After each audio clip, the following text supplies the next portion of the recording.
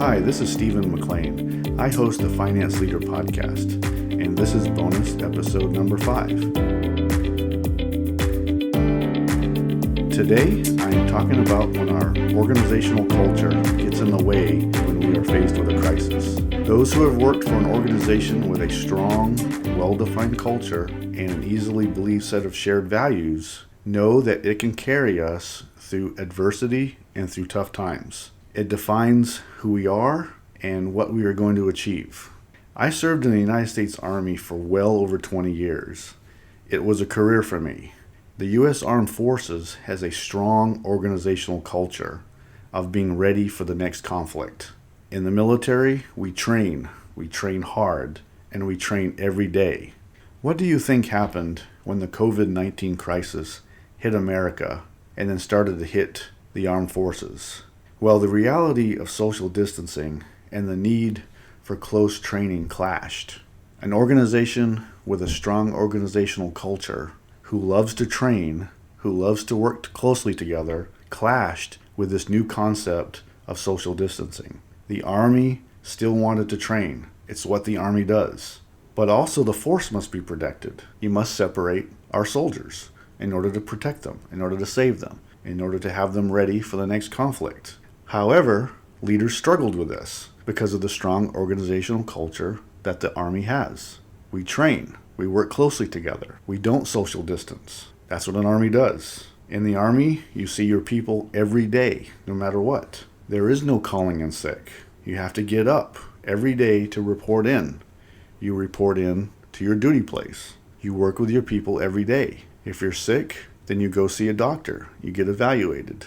Then they decide what to do with you. But you don't just stay home. It's not part of our culture. It's not part of our set of values. We go in every day. It's this culture that ensures that the Army wins this nation's wars.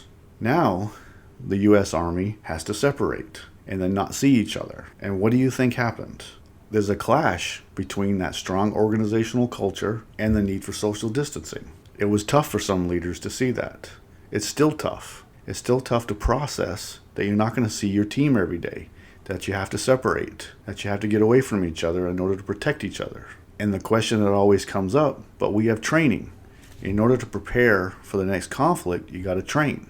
That's what an Army does. But how do you protect the force and not train? How do you protect the force and be ready for the next conflict if you can't train?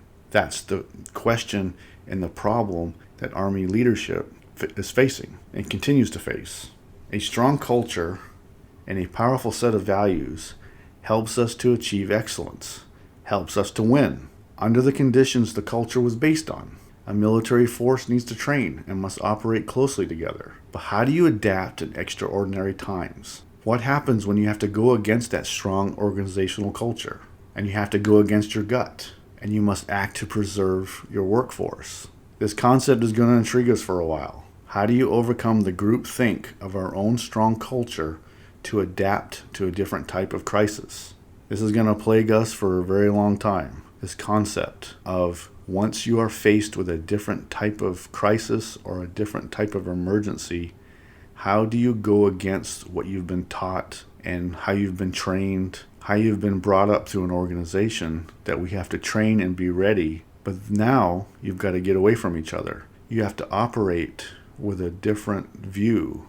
How do you overcome that? I think this is going to be something that we're going to be thinking about for years to come, and something that's going to have to be built in to the culture and the values of all organizations going forward. So that's the leadership prompt that I want to leave you with this week, is as you build a strong organizational culture and a very strong shared set of values, how do you prevent that strong culture from stopping you to act based on the emergency and the crisis you're dealing with right now? How do you do that? How do you evaluate that? How do you bake something in? How do you build in tools or a process into the culture that allows you to strip away everything that you believe in, that you've been taught, so that you can act in the best way forward to protect everyone, to protect the organization, to protect the workforce? That is something we're going to have to continue to be thinking about and assessing going forward. Just another reminder, season number 2 is going to debut next week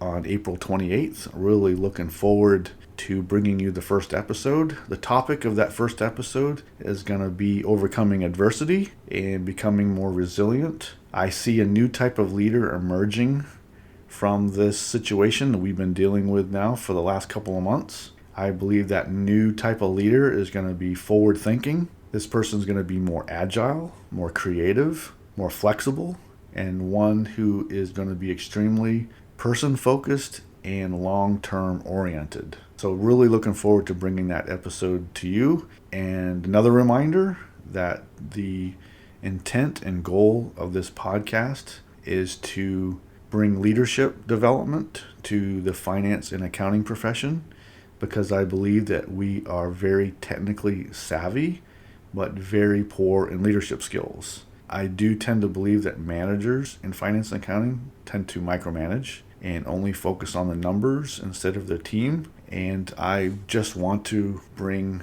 solid leadership topics to you every week so you can develop your leadership skills, you can develop your team, and you start thinking about your team members instead of just the bottom line.